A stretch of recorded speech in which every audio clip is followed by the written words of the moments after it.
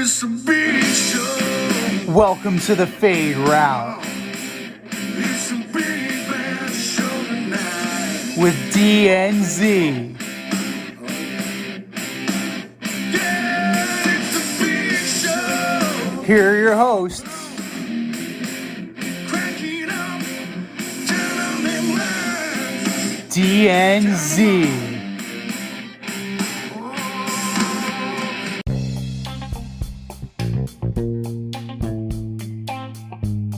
Welcome everybody to this week's episode of the Fade Route with DNZ. I am Z, and we got a great show. We're talking about Week 18. It is crunch time. We have a win or go home scenario. We have another player who decided to have a strip show at home. We have trolling their fans or begging for a superstar to join their ranks. But we'll begin AFC North fallout after the Cincinnati Bengals, the City Chiefs, 34-31. Who would have seen this coming at the beginning of the Cincinnati Bengals have clinched the AFC North title, a playoff berth. They are currently sitting in the 3 seed. So that means, yes, the Bengals are ranked higher than the Bills. Yes, the Bengals are ranked higher than the Patriots. In this coming on the arm of Joe Mixon, legs of Joe Mixon, on the speed of Jamar Chase. This team has surpassed all expectations, and the way things are going this year, who's to say they can't make a serious run in the playoffs? Not to mention, we had a little bit of a situation in Landover, Maryland. Part of the stands collapsed during halftime, and several fans fell out of the stands. I've heard raining cats and dogs. I've never seen something like that happen.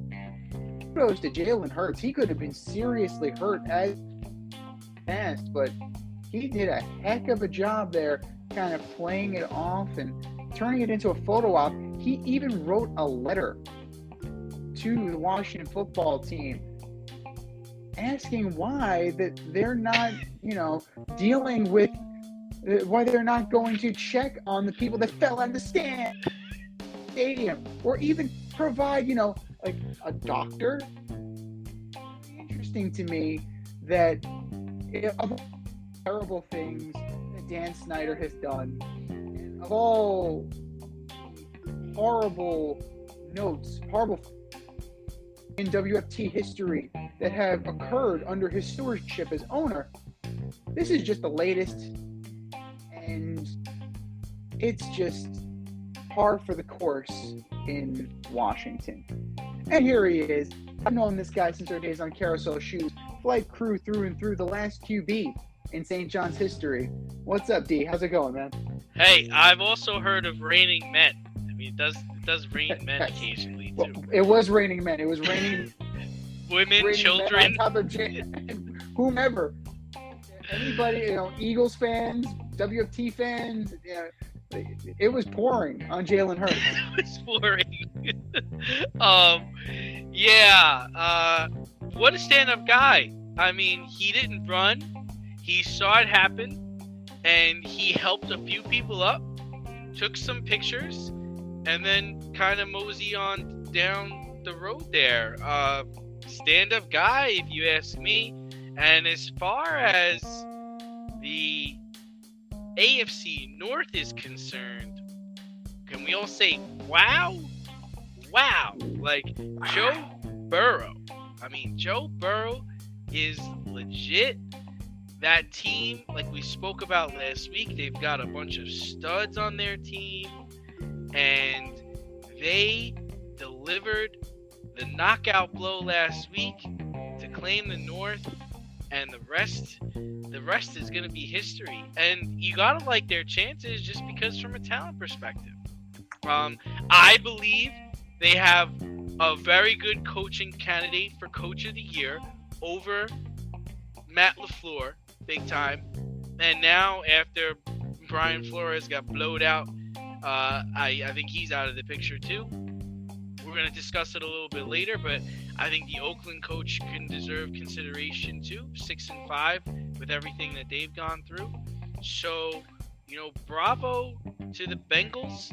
Can't call them the Bungles anymore, right? They did not bungle this. But the team that did bungle this has to be considered the Cleveland Browns, right? They were the darling for last year when they took it to the Chiefs. They knocked off the Steelers.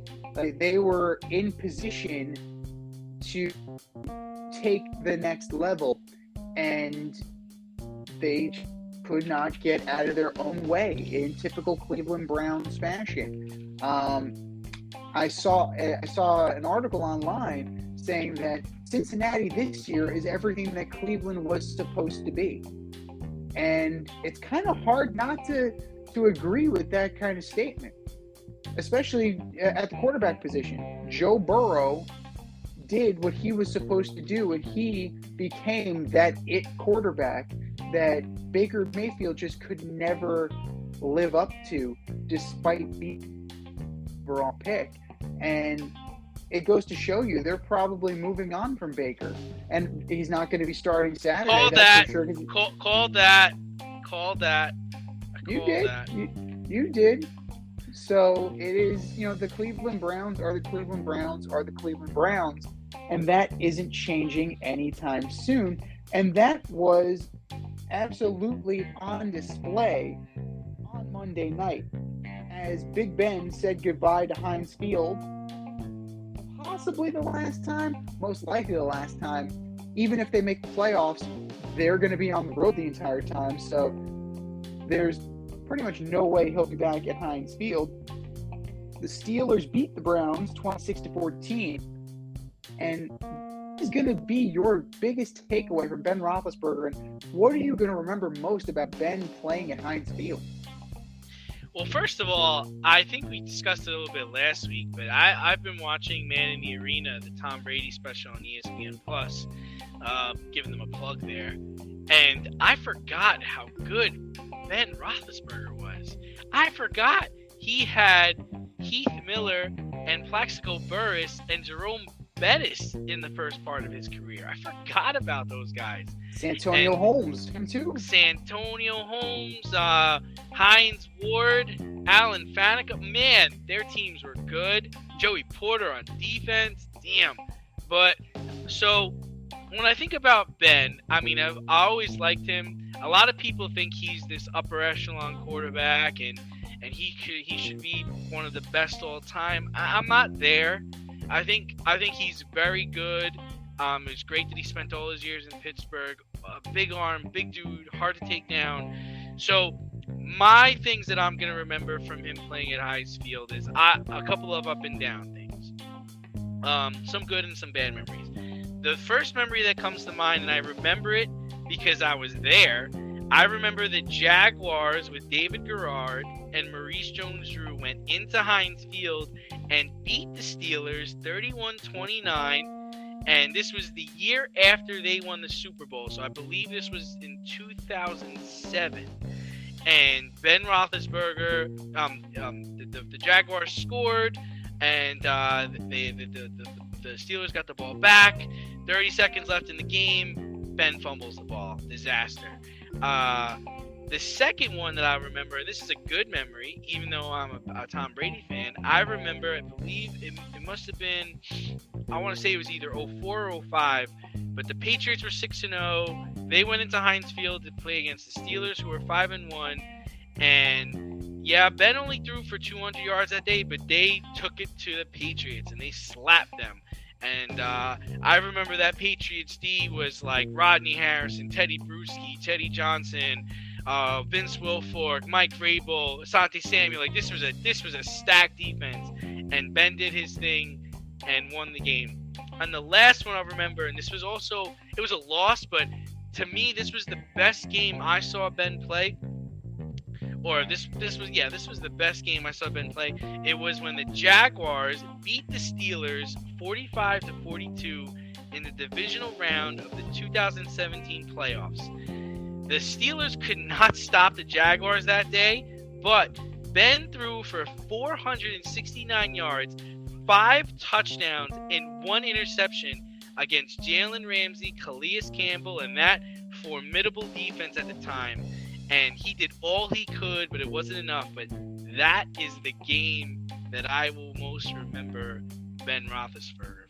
And also, he had one of the best throws in Super Bowl history, but that wasn't at Heinz Field. But those are the Heinz Field memories I'll remember.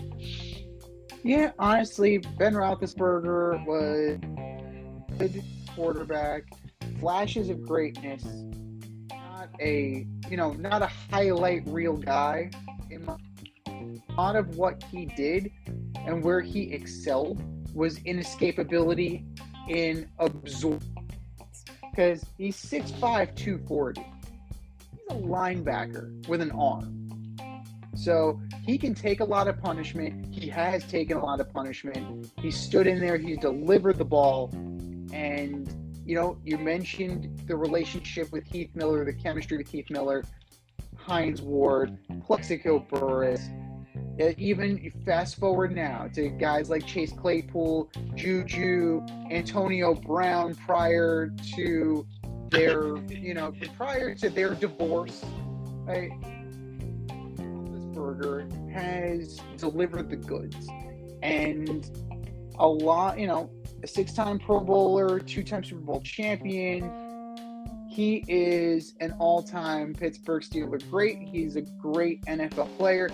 But a lot of this, it doesn't sit right with me because a lot of it was swept under the carpet with the off the field stuff. I understand that we're saying our goodbyes to Ben Roethlisberger the same way you said your goodbyes to Eli Manning. That you never really got to say your goodbyes to Phillip Rivers over. But there was a lot of off-the-field mess between the motorcycle accident, the sexual assault allegations. You definitely not a choir boy. And, kudos to him. He found religion later in life, and he, turned his life around from where he was going. So, kudos to him for that. But it definitely needs to be, factored into how we remember Ben Roethlisberger. If we can still hold Michael Vick accountable for what he did with the dog fighting and still kind of let that live on in his memory, then we need to keep, the complete picture of Ben Roethlisberger together. On the field, talented guy, 63,000 yards, 80 games over 500 for his career touchdowns, but, it's definitely a specter that's going to hang over his head. He'll definitely make it to Canton, but he's not going to be in the Hall of Fame of good guys, in my opinion. But let's be real. I mean, part of the reason why they're not good this year is because of him. I mean, even if you look at his numbers from this past weekend, he was 24 for 46 for 123 yards with a touchdown interception. Tom Brady's over there slinging game winners, and this guy's that's just brutal. I mean, so I think this team underachieved this year. They have talent. Running back, defense, wide receivers. They've got talent. Do you think Mike Tomlin would bring Baker Mayfield in? No. To me, he's a smaller Ben. Like, it's the same. I mean, you don't have to change your system, which is fine. But, Baker Mayfield, if he's 6 feet tall, that's, you're losing 5 inches. And like we discussed routinely, you need to be able to get the ball over the line. That's the reason why it's so hit. And that's why Ben Roethlisberger has excelled, because he's big, he can get the ball over the line, and he doesn't have to worry about that. Yeah, I don't know. He's gonna they're gonna have to overhaul this system, because right now they currently don't have the quarterback of the future on this roster. I don't believe in Dwayne Haskins. Mason Rudolph, we know what he is. I don't know if Baker Mayfield would be the guy in Pittsburgh. He might be a guy until they find find somebody who's a little bit more, ready to take on the mantle. But yeah, I just don't see it. Yeah, I don't particularly like Matt Canada's system either, so he might be out anyway. Is your hair thinning or is your hairline receding? Scalp micropigmentation will fill in the areas where your hair is missing by creating a short buzz cut look. Micropigmentation is a non-invasive procedure that will create the illusion of hair follicles for 7 to 10 years. For people with alopecia, this could be a permanent fix. For people with scars on their scalp, this is a great way to camouflage a scar. Don't lose confidence or feel like you need to wear a hat wherever you go. Marquez Studio is located in the Bronx and is open for all your scalp micropigmentation needs. Consultations are free and appointments can be made any day of the week. Get your hairline back with scalp micropigmentation. The techs at Marquez Studio have over 30 years of hair cutting experience and can assist you with all of your questions. Call to schedule a consultation today, 646-221-8728. You can also visit them on Instagram at Bronx Marquez to see their gallery and view all their satisfied customers. Again, that is Marquez Studio, located in the Bronx, New York, 646-221-8728. Ben made headlines because he was playing his last game in Heinz Field, and another former Steeler made headlines as well. Might have just played his last NFL game. Antonio Brown removed his shoulder pads, his helmet, his t-shirt toward the end of the third quarter of the Jets-Bucs game on Sunday. He actually ran through the field of play during his exit while the team was in a huddle. Unbelievable. He got outside the stadium and called himself an Uber and got out of there. So where does AB go from now? Does he get another chance to play? I mean, what's going on with this guy? It's clearly something is going on. Whether it is, we've seen all kinds of speculation that it's possible head trauma. People are thinking CTE stemming back from the Vontaze Burfict hit because he hasn't been the same since then. Some people are your armchair psychologists and clinicians on Twitter are diagnosing some kind of mental health issue. I don't want to speculate as to what that is. We saw it. We witnessed in real time what Antonio Brown has done between the sexual assault allegation, stiffing his cook on the payment, and now the chef turns around and outs him for the fake COVID vaccination card. I believe he didn't pay movers and then tried to assault them.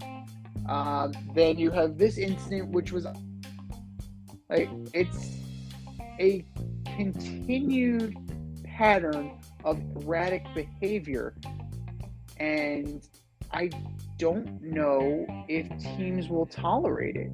Because if you look at his numbers this year, only managed to play 42 receptions, 545 yards, and 4 touchdowns.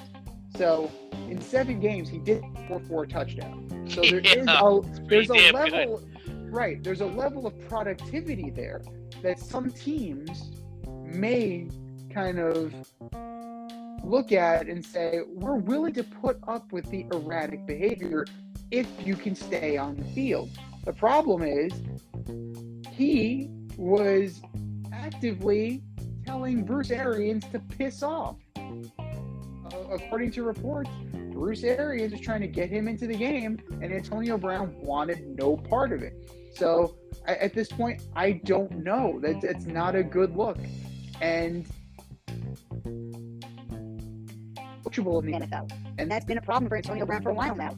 I don't know if there's a coach out there, outside of maybe Sean McVay, who's arrogant enough to say, this guy will fit in my...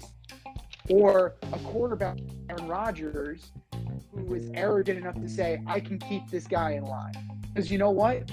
He just got exiled away from Tom Brady. So, there for me to say that Antonio Brown his last game, because we've also just seen Josh Gordon come back from suspension again. So I could see him maybe catching on, but it's hard for me to say. It's hard for me to say it's definite. He's going to have to sit for a while.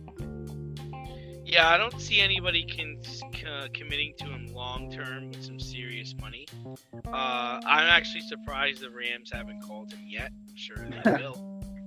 But he'll definitely get another chance because he's the talent. And you look at Josh Gordon, how many chances he got. I mean, he's burned some serious bridges. I mean, you burn the bridge with the Steelers. They're a class organization. You burn your bridge with Bill Belichick and the Patriots. They're a class organization. I think he's burned his bridge with Tom Brady now, because I don't think Tom is going to be willing to stick his neck out for him anymore, especially since Tom really could have used him towards the end of that Jets game when they were losing and they needed a guy to go to. And then he kind of burned his bridge with the Raiders, and I don't think Raiders hold as high a regard as Brady, the Steelers, and the Patriots do. But, I can see a team being desperate. I mean, Randy Moss bounced around at the end. People forget he went to the Titans. He went back to Minnesota. He was in Oakland. He was with the Patriots. So, I'm not saying, Randy did anything as... Randy did leave the field before the game ended, but he didn't walk through the field and take off all his clothes before he left. So, I'd be curious to know what his mindset is there. I mean, you got Tom Brady who stuck his neck out for you. You got Bruce Arians who had to look like an ass in front of the media for bringing you back. And this is the way you thank them. This is the way you repay them. So I got to imagine that that's going to ruffle some feathers somewhere, and it might deter people from signing him. Well, let's look at him. Let's juxtapose him with now his two-time former teammate, Le'Veon Bell. You can say that Le'Veon Bell burned some bridges the same way. It's something about these two guys in particular, right? They burned their bridges in Pittsburgh. Le'Veon Bell signs with the Jets, burned that bridge to the ground, caught on with the, and then burned that bridge to the ground after getting to the Super Bowl because he didn't get any playing time. So these are just two guys that are not good teammates. And at the end of the day, you need to trust the guys in your huddle. And they have a lot of work to do in order to regain that trust. And for Antonio Brown, your greatest ability is going to be your availability. And if you're consistently behaving erratically, you're not going to earn that trust, and you're not going to be anything more than. And that's not going to bode well for your long-term career options. We'll see what happens. Yeah, I mean, the only difference I would say is I think Le'Veon Bell was done, and I don't think he was as good of a football player as Antonio Brown is. It's like he signed that contract with the Jets, which was stupid by the Jets, and then he went to Kansas City and they just didn't need him. Like, he was like an emergency guy, and that's why he didn't really get to play. And then I think he was just looking for too much money, which was why he was having a hard time, catching on with teams. And then I think he went to Baltimore, and he's not as good of a player anymore. So, I really don't need you. You're going back to the night squad. He gets cut. And then, again, it becomes a depth issue, right? The Bucs lose Fournette, and they're like, we need depth. Go get Le'Veon Bell. Why not? I compare Antonio Brown more to like Randy Moss, who had on-field antics. We all remember in Green Bay when he he mooned the crowd or fake mooned the crowd. Straight cash, homie. And then, Terrell Owens. Let's not forget the outbursts by Terrell Owens when he was with the 49ers going after Greg Knapp.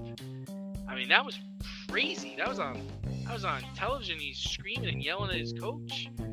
He eventually went to Dallas. He eventually went to the Super Bowl with the Eagles. And as of right now, he's trying to get on the phone with Tom Brady, trying to convince him to let him have a tryout there in Tampa, which I think would be actually really interesting. But, so I think people have short-term memories of other wide receivers who have committed, these kind of actions. It's just that Antonio Brown's is the here and now. There is a little bit of recency bias, but you also didn't have the litany of off-the-field issues. I mean, for Terrell Owens, the only off-the-field issue I can remember him having was that workout in his driveway. Yeah. I mean, technically that's off the field. But, that's really the only time I could say I can pinpoint something that Terrell Owens did off the field. Everything about him, whether it was standing on the star in Dallas to, that was outing Donovan McNabb for saying he was puking in the huddle. Yeah. That everything with T.O. is confined to the field. Antonio Brown is worrisome for a different reason.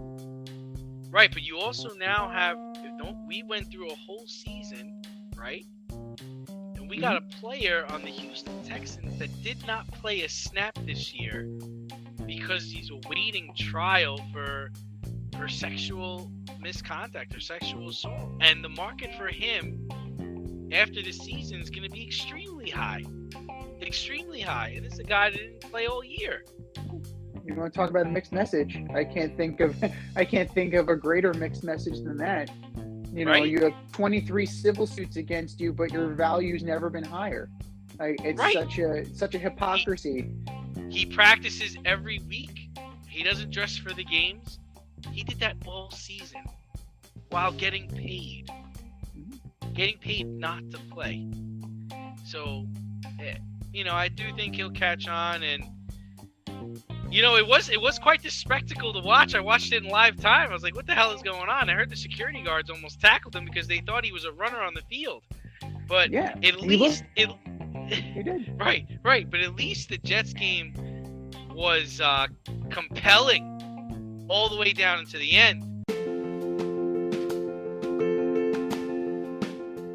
Looking to break into broadcast media, web development, social media marketing, or filmmaking? Then CSB is the program for you.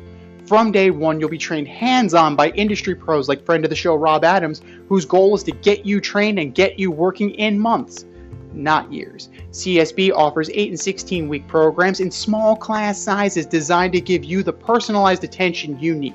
If you can make it in person, there are 5 East Coast locations. If you can't, they offer virtual classes too. How great is that? And once you graduate, you become part of the alumni network that gets you to the front of the line. Trust me, I'm an alum myself. Go to gocsb.com today, request more info, set up a studio tour, and who knows, you may very well be on your way to a career in broadcast media. That's gocsb.com and tell them Z sent you. gocsb.com.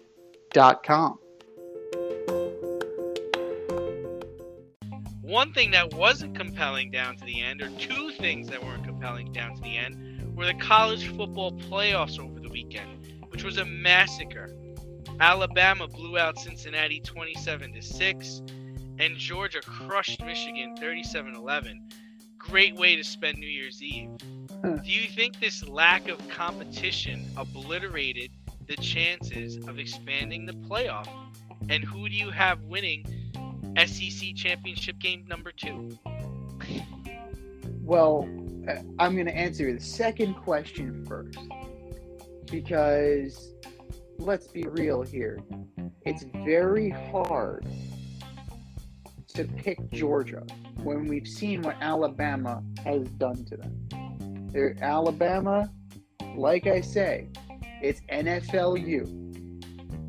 You have potentially a Sunday player at every position and possibly at backup too. So it's an embarrassment of depth. They have the advantage with the coach. They have the advantage with the scheme. It's hard for me to think that Georgia has any kind of threat. As far as what we saw from Michigan and from Cincinnati, it's very hard for me to think that they're ever going to do non-Power 5 conference teams unless they absolutely positively have to. Cincinnati got embarrassed. They flat out got embarrassed. And this was supposed to be the team was emblematic of the underdog, emblematic of what's wrong with the system. Like, they were supposed to be Gonzaga before Gonzaga became NCAA basketball. They're the equivalent to a mid-major. Well, this is what happens when mid-majors take on the big boys, especially in a sport like college football. They get beat, and they get beat bad. And as far as Michigan goes, this might be the catalyst for them to finally kind of mutually part ways with Jim Harbaugh. I've heard rumors that he would be willing to listen to NFL teams. I know you have the Raiders available, you have the Bears available, you most likely have the Giants available. Teams with cachet. You have teams with pedigree. And in terms of the Bears, you have the organization that drafted Jim Harbaugh. So it is within the realm of possibility that this could be Jim Harbaugh's final game as the head coach of the Maize and Blue. Yeah, I mean, I think the other thing that hurts the playoff is that these teams last played a month ago. I feel like if the game took place a little sooner, the team of Cincinnati and the team of Michigan would have had a better chance. They would have been riding a high. They would have been in rhythm. And I think the turnout, it might have still been the same winners, but at least it would have been more compelling. I mean, Cincinnati, 27-6. The game was over before it even started. And same thing with Michigan. It was never a game. It was never entertaining at all. So I think if you're gonna allow this kind of play to happen, they need to move it up. They need to do it sooner. And listen, it's a wave right now, and we've talked about this before. It's like this is the SEC's time. Okay, back in the day it was the Miami Hurricanes. Before that, it was Nebraska, and then it was Ohio State. Like, it's just the wave it is. Like, Nick Saban's not going to be at Alabama forever, but if you keep moving teams between conferences, like you have Texas and Oklahoma going to the SEC, well, now that just kills the Big 12, man. So they'll never do it, but they need to go back to it being regional. Like, wherever you are, that's where you're playing. That's where you represent, and that's it. Scout in your area, try to bring the best talent from your area on your team. It's just going to be the best for everyone. You move to these power conferences, it's not going to work. And forget about expansion. I don't want to hear expansion ever again. And the truth is even though these games were blowouts, they still want to expand because they want more money. They want more teams involved. But by doing that, you water down the product. By adding more games, we're putting more teams in. There's bigger chance for injury. There's bigger chance for the any given Sunday or any given Saturday attitude where, whoops, it just wasn't our day. It just didn't work out today. And that's not what you want. I want to see the best teams. I want to see the best teams play. I want to see the best teams win. So, instead, what do we get? We get a rematch of the SEC championship game. I mean, I think I'm with you. I think Alabama's gonna beat them. But the outcome of the game means nothing to me. I don't even know if I'm going to watch the game, because if Alabama wins, it shows how dominant they are. And if Georgia wins, it just says, okay, they're both 1-1 the last time they played each other. So do we really have a champion if Georgia wins? So it doesn't matter. They've ruined this for themselves. And that's my spiel. I mean, rightfully so. As far as expansion goes, even if you expanded to 6 teams and giving the first 2 teams a bye, who are you getting in? You're getting in like Notre Dame. Do you really want to watch Notre Dame? I mean, I didn't want to watch Notre Dame in a serious bowl, particularly after, losing their head coach and then having to deal with that. It's not a great system, but it's the system that's in place, and there's a lot of cleaning up to do. But in this instance, I'm glad that the championship committee put Cincinnati in. So if they actually, if Alabama wins or if Georgia wins, there's none of that UCF crap. Yeah. So where Right. they finished undefeated. They hung a national championship undefeated banner, and they got in and they got exposed. So this is, the committee did what they were supposed to do, and they put together something that was for the underdog reason.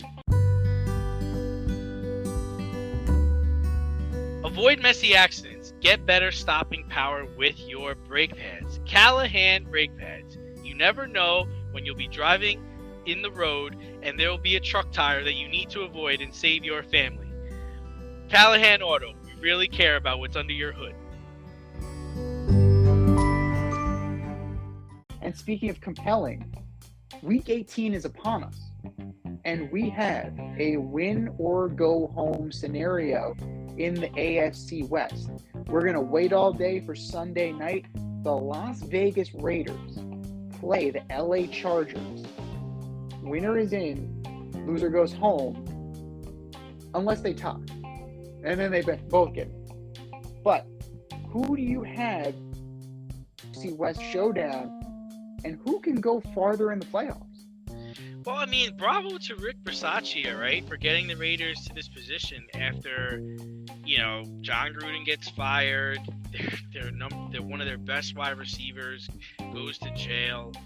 He led them to a 6-5 record to this point. He should certainly be considered for Coach of the Year, certainly over Brian Flores and Matt LaFleur. But let's look at it position by position. I mean, I think Herbert's better than Carr. I think Yes. Jacobs is better than Eckler. Yes. I think Allen is better than all of the Oakland wide receivers. Yes. I think the Chargers have a better offensive unit than the Raiders, and I think the Chargers defensive unit's better than the Raiders. But I do give the head coaching over to Bisaccia. I think he's a better coach than Staley, and that's just because Staley's a bit wonky. Like he's very inconsistent with his go for it attitude. I'm going with the Chargers because I think overall they have the better team. I also think they have the best football player on the field, and that's going to be Justin Herbert on Sunday night. I mean, they're all very valid points that you're making. Rushing, that is a big issue for the LA Chargers. They're only 20th in the league. They're barely above 100 yards rushing average. Josh Jacobs, on the other side of that coin, as good as he is, he has had a very down year. So I think that, if the Raiders can somehow get the running game going, they can definitely keep it. They can definitely gain the momentum. But it is going to come down to Carr versus Herbert and who's going to make the mistake at the end. Carr has shown that he's more prone to making mistakes. So that gives me a little nudge towards the Chargers. But when you take into account what Coach Staley has done and how stupidly he plays sometimes, going for it on 4th down.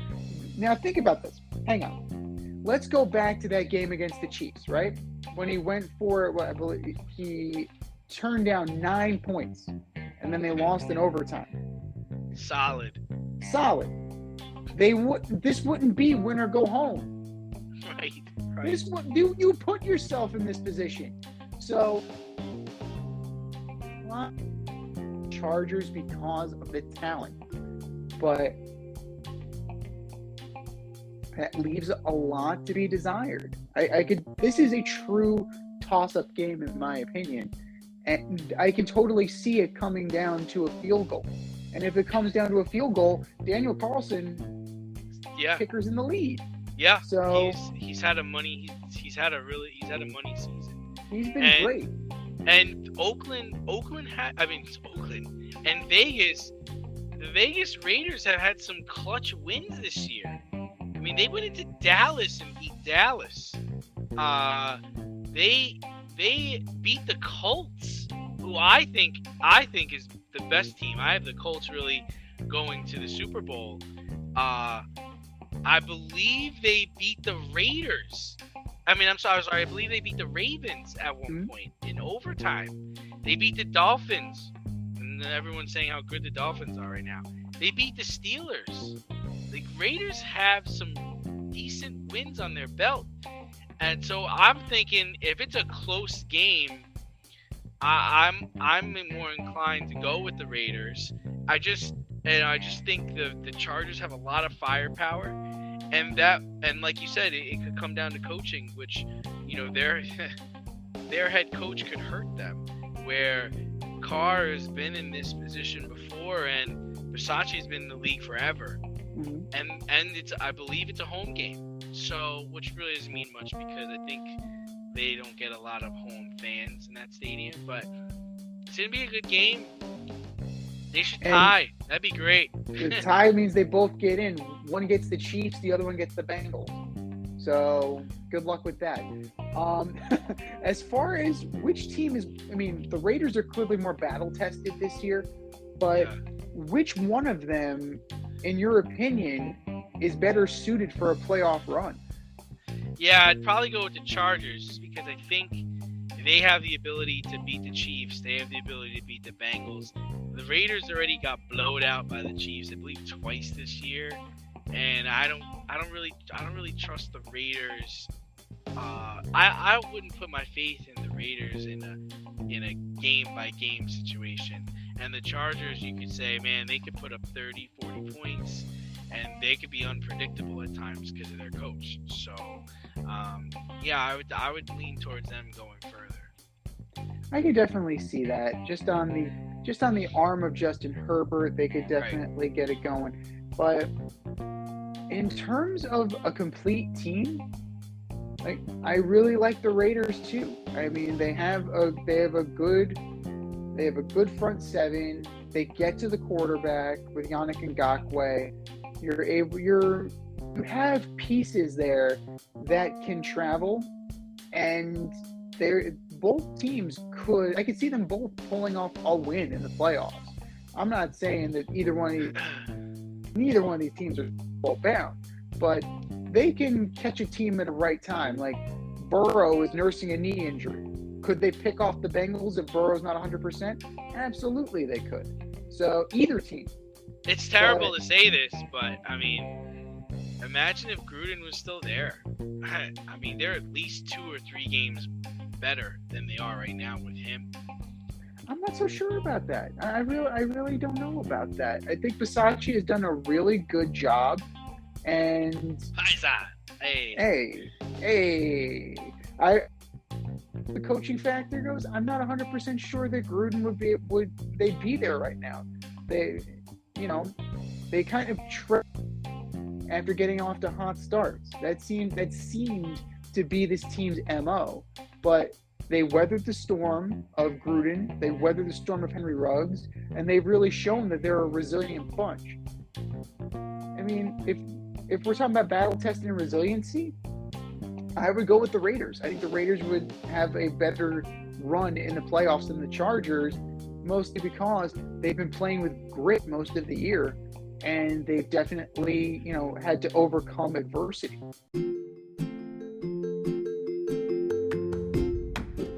You can't help but smile when you see a balloon. The simplest occasion is a party. Westchester Pop Stars, located in New Rochelle, New York, offers balloon styling and decor for all life's events. Birthdays, anniversaries, weddings, showers, school and corporate events. store openings, or just because, Westchester Popstars takes balloons and shapes them into works of art, creating decorative installations for your special occasions. No event is too big or too small, and their custom personalization service is top notch. Westchester Popstars is a private studio, quickly expanding. In-person consultation is by appointment only. Send an email to westchesterpopstars@gmail.com for more information or to schedule an appointment. No need to hire an event stylist. All you need is balloons. Currently servicing Westchester, Putnam, New York City, and Connecticut. To find Westchester Popstars, search for them on Instagram, Facebook, or Google. But you know who's overcoming adversity right now? That'd be one Mr. Thal. So, former longtime reporter for the MLB Network. Former longtime reporter for the MLB Network. He lost his job recently due to his constant criticism of Commissioner Rob Manfred, who we can agree has ruined the game of baseball. Currently, there are no scheduled. It is almost guaranteed that we are going to miss regular season games. So my question to you is this. If Ken Rosenthal can't keep his job, what chance in hell do we have? Oh, we're done. Getting hired by baseball. Oh, forget it. We're done. We're there's no shot. There's no shot the MLB Network is going to come calling us. Absolutely not at all. I'm just not sure I fully understand why Ken was fired. I mean, I expect a reporter to provide me with facts to support their opinion on subject matter, and for me to make my decision on if I want to believe those facts or if I want to disagree with them, right? I don't expect Major League Baseball or the MLB Network to agree with everything the league does. I mean, what good would that be? I mean, who would want to watch that all the time if they're just a bunch of yes men? I mean, we've only been critical of Rob Manfred on extra innings, the lockout, how he treated COVID, his new reliever rule, almost just about everything he's done since he's got in office there. We gave him credit for Trevor Bauer. We did give him credit for that. Yes. Even a broken clock is right twice a day. It's important to discuss both sides of an argument and let the listeners decide where they fall. Canning a guy because you disagree with his perception of you or how you're doing your job,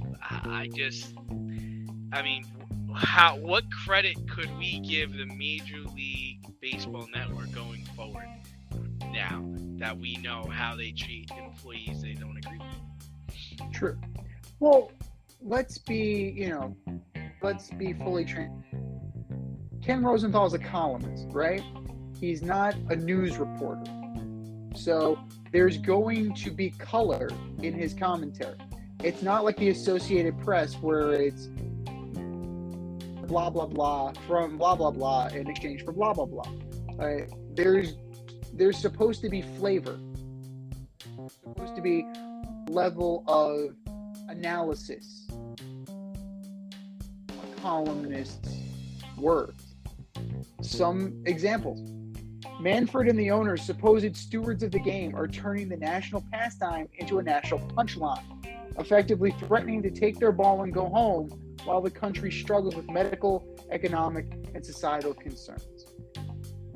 Ken Rosenthal is rightfully shining a light. I'm not the biggest Ken Rosenthal, but I think that, he's writing candidly. He's doing his job, and it is very petty of Rob Manfred to penalize Ken Rosenthal. Now, granted, he still has his job with The Athletic, so it's not like he's totally out in the cold. Oh, yeah, he's got jobs. And his job with Fox, too. Yeah, he's still going to be the dugout reporter. He's still going to be there. So it's not like, he's completely been blackballed from the league, because that can't be further from the truth. But if you're not going to acknowledge the complete picture, to your point, what the hell are we doing here? You know, it's going to be, it's all just going to be spin and propaganda. And Major League Baseball is great. It's wonderful. I think we all can agree that it's not great. It's not wonderful. I don't know how you could say something like that when there is going to be a shortened season because the players and owners cannot get their representatives in a room. It's a bad look, and be honest with your fan base. That's what you need to do, Rob. Don't shoot the messenger. Be open and transparent, and maybe, just maybe, fans would be on your side.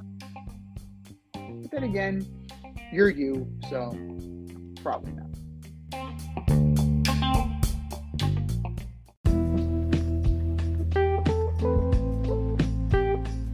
Bullshit or no shit? We're going to debate this week's most controversial sports topics right now.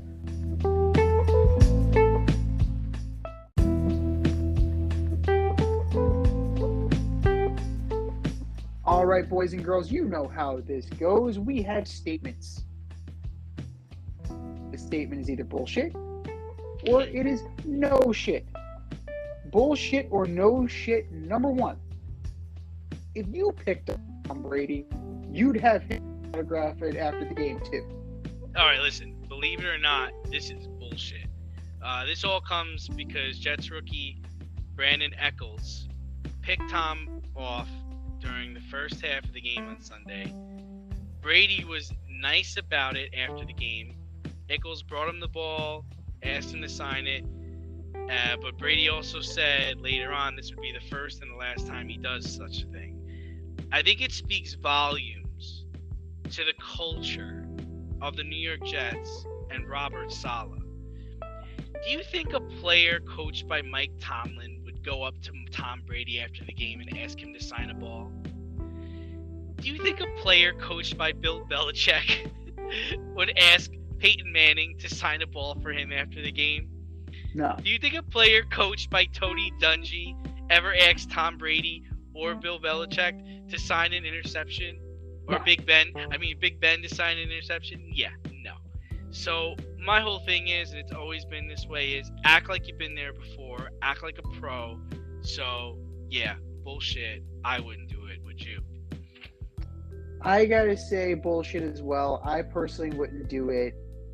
And if I was gonna do it, I wouldn't do it on the 50-yard line immediately after the game. I think that's where I think that's where most of the uproar is. It's that you look so JV and low rent because you brought your Sharpie and you brought a football to the 50-yard line and get it autographed by Tom Brady. I think that's where the disconnect is for most people, and I think that's where uproar is. Like, if you're gonna do that, do it. I'm sure Tom Brady has done it plenty of times in the comfort of the locker room, away from the spotlight. And we see this. We see similar things all the time with the jersey exchanges now. It's just a different time. So we are in an era where guys don't worry about fraternizing with the other team. Everybody's a brother in the union kind of thing.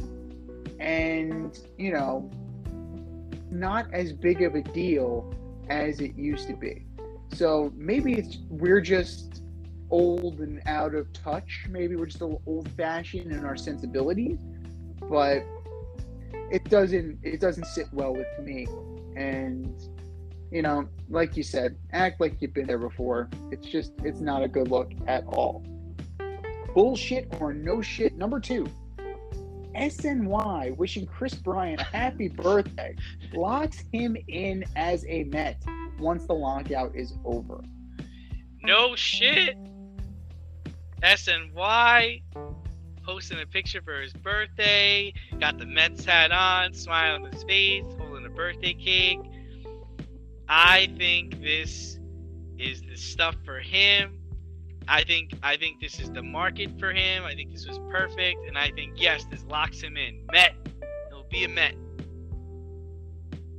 I don't know about that, man. I'm going bullshit on this. I think that they are trolling the fan base at this point, just trying to get fans' hopes up and really kind of they're working. They're just working it right now. If they can get him, that'd be great. But I don't know if Chris Bryant is so easily swayed by an Instagram picture from the network, not even the team, right? It was the network that wished him a happy birthday. So clearly, the SNY is trying to get the fans in a lather. Would he be great for the team? Absolutely. Are there other teams? Are there other suitors out there? The one team that you definitely have to be concerned about isn't even the Cubs, because the Cubs aren't going to re-sign him. The Giants don't want to really move to 9-figure players again. They're very wary about that, even though they acquired him at the trade deadline. So who does that leave you with? Who needs a guy like Chris Bryant besides the Mets? For me, it's the Yankees. I see the Yankees. The Yankees, the Red Sox, the Braves. So I see a lot of teams. Like, do you want to lose him to your rival? Do you want to lose him to the in-division rival who just won a thing? World Series. But this is definitely pandering to the audience, definitely pandering to Chris Bryant. I just don't know if this is enough, and I don't think it's a done deal by any stretch of the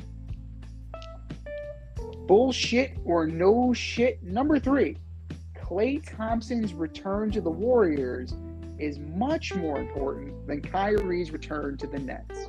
Oh, no shit. I think the Warriors will be unstoppable once Klay comes back. And he can play at home or away.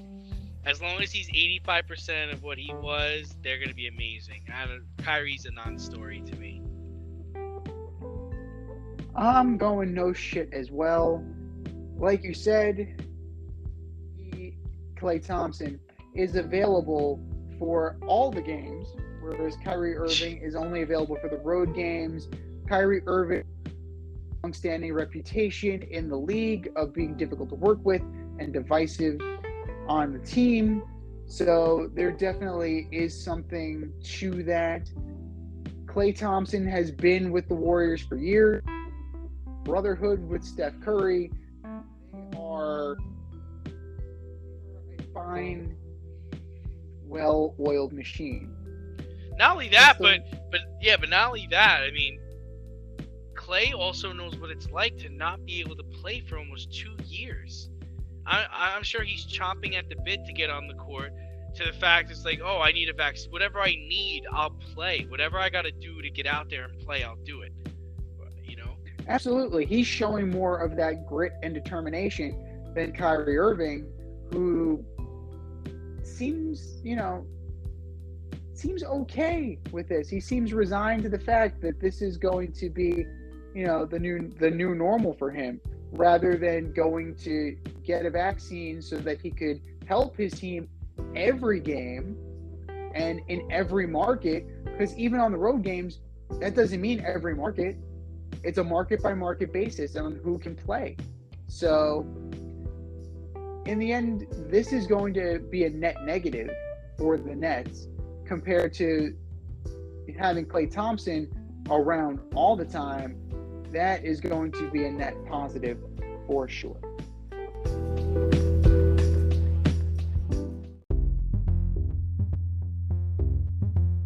Are you in need of air care maintenance or service? I have the company for you. Air Care Technicians. They service the Westchester and Northern Bronx area and can help you with all your heating and cooling, maintenance, and service needs.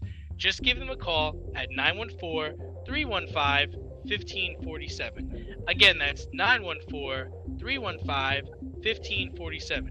Or shoot them an email at aircaretechnicians@gmail.com. These guys are the real deal, as they are veteran-owned, licensed, and insured. Make sure to tell them that D&Z sent you.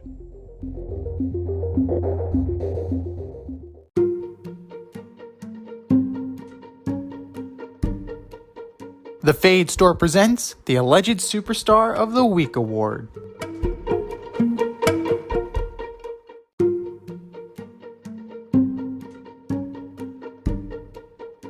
All right, boys and girls, you know it's time for the Alleged Superstar of the Week. We give you the nominees. You go to our Twitter poll at FadeRouteDNZ and you vote. It is as simple as that. Do you know who won the poll last? I don't. It was close. It was close. In a narrow margin.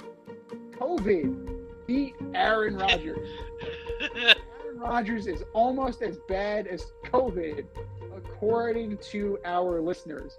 Aaron, Bubby, a little come to Jesus meeting.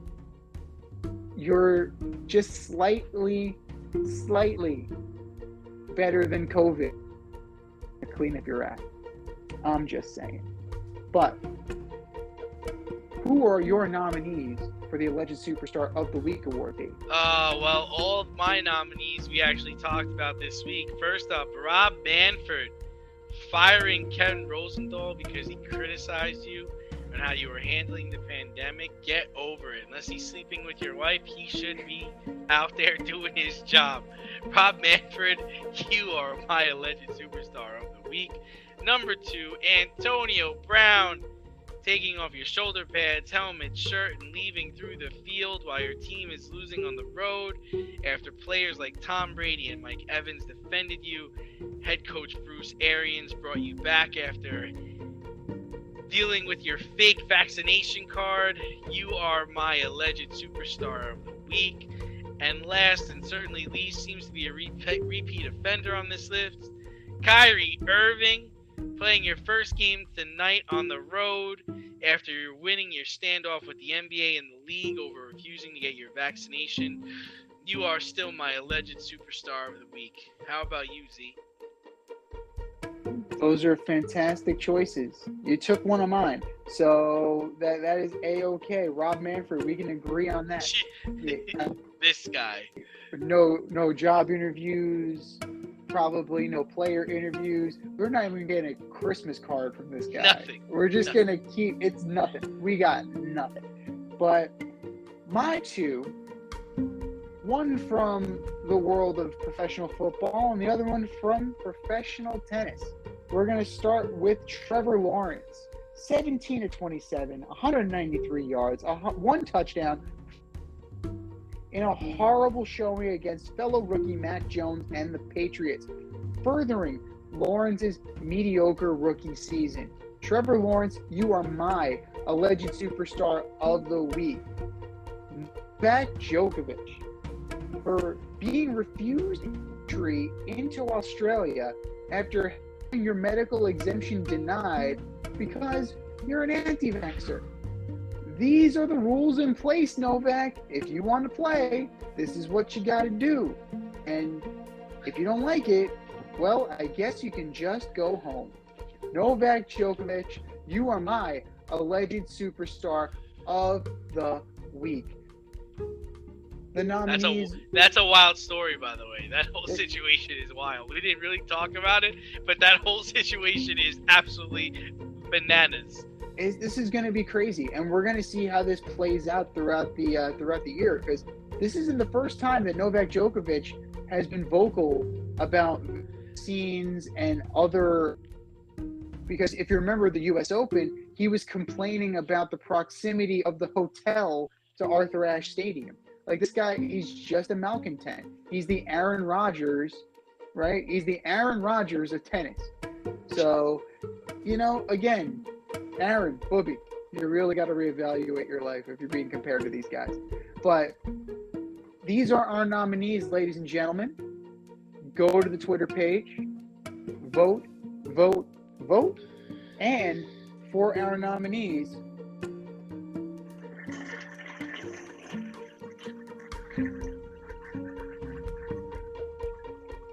just do better, boys.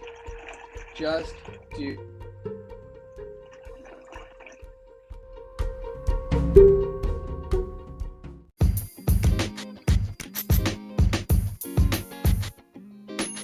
Your favorite podcast has its own merch line now. Go to the Fade store with DNZ.com today for all your Fade Route merch needs. I'm talking tank tops, t-shirts, sweatshirts, like yoga pants, we got those too. Like some cool accessories, we got those too. And we're not done yet. We have so much more planned for you, but check out what we have today at the Fade store with DNZ.com. That's the Fade store with DNZ.com.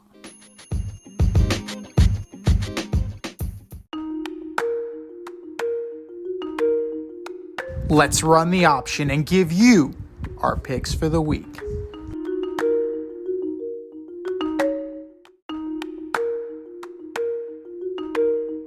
All right, week 18, the option. What did you do last week, brother? 6. No, I got 10 and 6. That seems to be a recurring theme for me. It's a solid number. I went 10-6 as well. Got a couple of good breaks. I had the Jets game. And then they had to go and give it to Tom Brady with 2 minutes left. Nobody learns. Nobody learns. Never, ever, never. They're always going to give.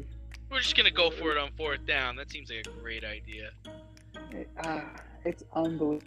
I was surprised by Kyler Murray winning in Dallas too. He's like undefeated in that stadium. That's bananas.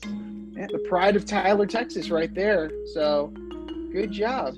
Good job for Kyler Murray for sure. Colts had a bad loss. That was a bad loss. I mean, both. The Colts were affected by COVID. The Vikings were affected by COVID. There are lots of teams, like the Eagles are currently being affected by COVID. The Bengals are being ravaged by them right now.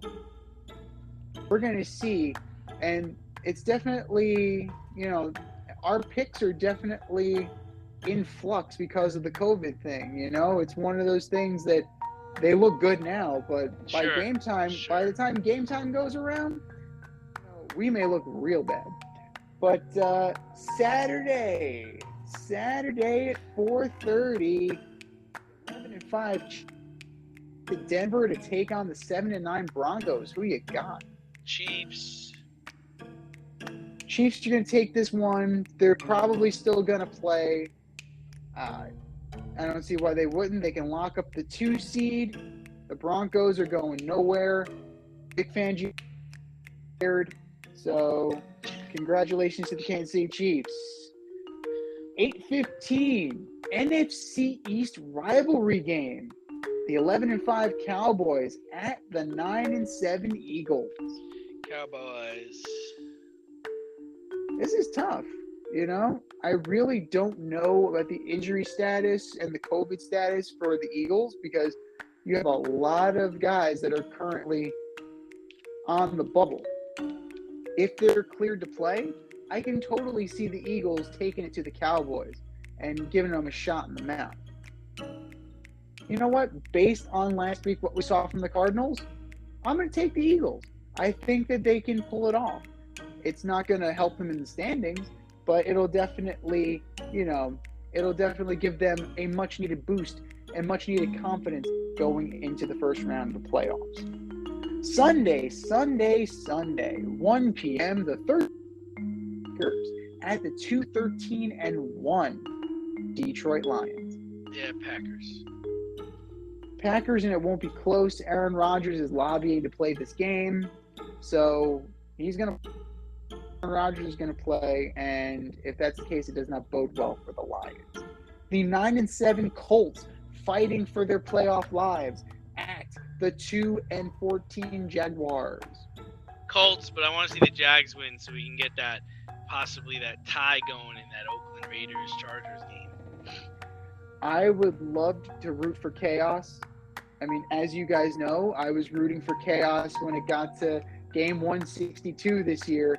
I wanted it a complete upheaval. The Jaguars are hot garbage. So the Colts are going to take this one pretty easily. one highlight, well, two highlights really, coming out of Jack Clown out. So all the fans are going to dress up like clowns, which should be interesting. And the second one, Jim Caldwell is finally getting an interview, and he's getting an interview with the Jaguars. I like that. I like that a lot. And I really hope that Jim Caldwell gets this job because he got run out of Detroit.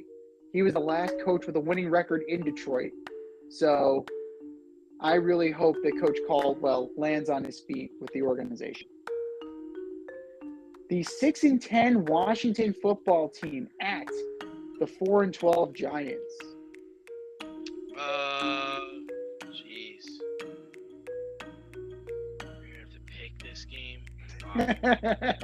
Unfortunately. Take the Washington football team. They gotta win a game, right?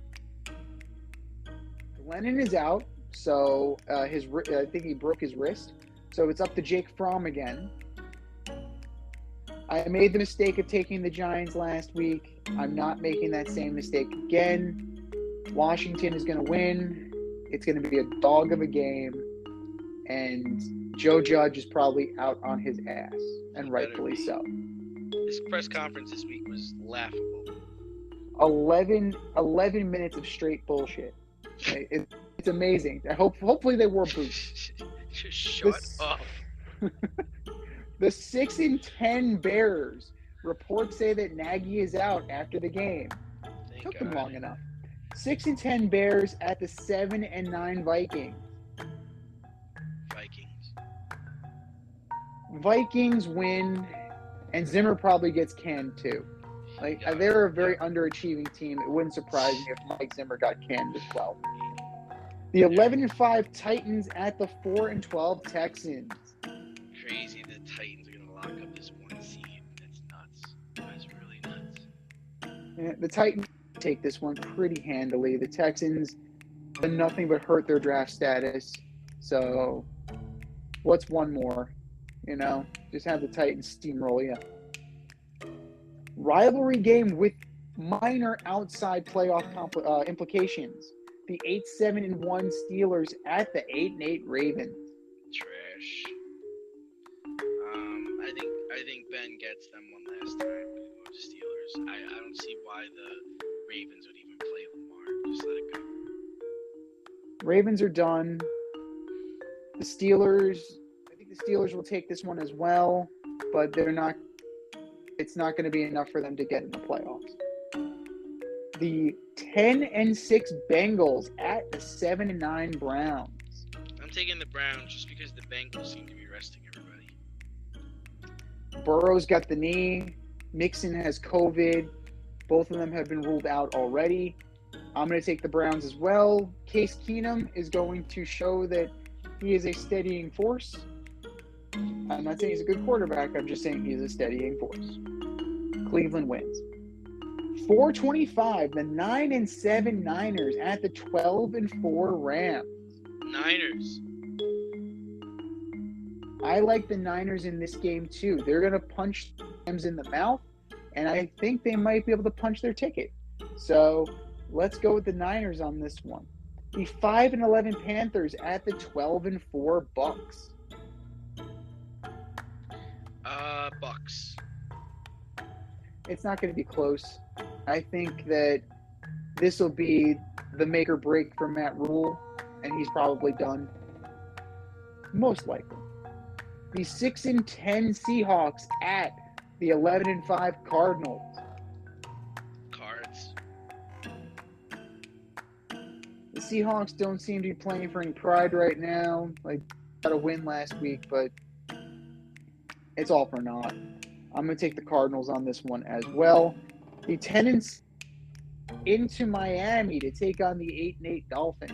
Oh, Miami's always their kryptonite. I'm taking the Dolphins. That's the one thing that gives me pause about this, because it doesn't matter who the quarterback is. If you're going into Miami, yeah, it's unbelievable. It's like clockwork. They just lose this game. They always lose this game. Just for S's and G's, I'm going to take the Pats, but it wouldn't surprise me whatsoever if the Dolphins were able to pull this off. The 8-8 7-9 Falcons and a Give me the true media Falcons? Falcons. Really? Yeah. In the mediocrity bowl of the NFC South. Okay, I mean, this is a tough one. It definitely is a tough one. Like, both teams are just meh, the very definition of meh. I'm gonna take the Saints just because they have Kamara and the Falcons don't. 425 continuing. The 4-12 Jets at the 10-6 Bills. Bills, they need it. The Jets have been surprisingly good lately. They've been popping. They've been surprisingly good. I'm not saying they've been world beaters, but they had a lead on the Bucks. They've been showing You sound like a true Met fan. They had a lead on the Bucks. Who won the game? They're gonna ask for Allen's autograph after the game. I'm gonna, you know what? In an upset, I'm saying the Jets beat the Bills. Okay. There we go. So here we go. They're gonna Beat them in the game or beat them to the stadium? beat them to the post-game spread. Beat them home? Beat them to the fried bologna sandwiches. Beat them to the Roach coach after the game? They're gonna beat them to the Anchor Bar. Not least, win or go home. Sunday night, 8:20. The 9-7 Chargers go into Vegas to take on the 9-7 Raiders. Yeah, I've already talked about it, taking the Chargers. I'm gonna go with the Raiders. I think momentum is on their side. They play a gritty, hard-nosed style of football that I don't think Coach Staley can figure out. This has been the Fade Route with D&Z. Thanks for tuning in tonight. Catch our podcast Wednesday nights on Anchor, Spotify, iHeartRadio, or wherever you listen to your podcast. Until next time, stay faded, everyone. We'll talk to you next week.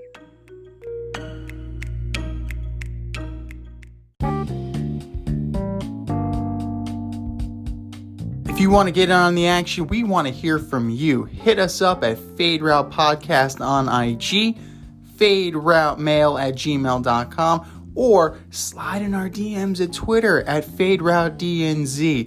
Questions, comments, picks, segment suggestions, you name it. We want to hear from you. Get at us, in crowd. Thanks for listening to this episode of our podcast. If you like what you heard and want to hear more, be sure to like and subscribe on your favorite podcast platform. Rate us 5 stars, leave us a review, turn on subscription notifications, and tell your friends. Spread the word, spread it wide.